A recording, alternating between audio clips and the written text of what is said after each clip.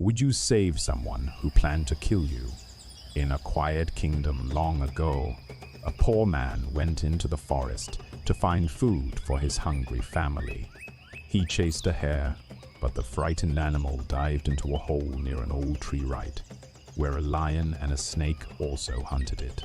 As they fought to reach the hole, the old tree crashed down and trapped the man, the lion, and the snake beneath its heavy branches.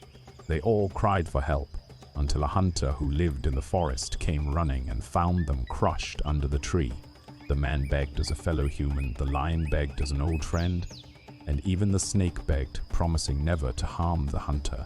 The hunter first refused, speaking sharply about humans who betrayed, lions who killed, and snakes who bit. But at last his heart softened, and he freed them all. Days later, the king's only daughter went with 6 servants to swim in the forest river. But the lion suddenly sprang out and seized her.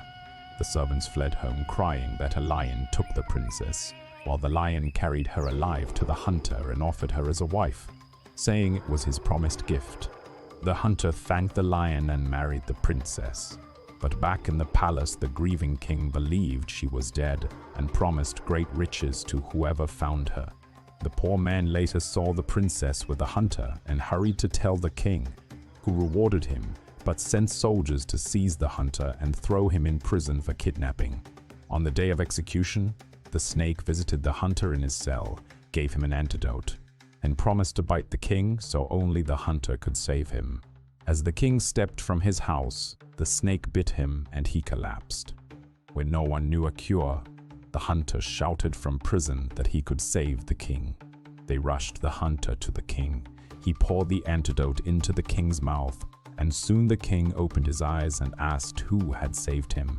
When the advisors said it was the same hunter he had condemned, the king freed him, gave him his daughter properly as wife, and made him second in succession to the throne. Later the snake visited again, reminding the hunter of its promise under the fallen tree, and the hunter thanked it deeply for saving his life. True gratitude always returns kindness, and mercy given even to those we fear can become our greatest protection in the day of trouble.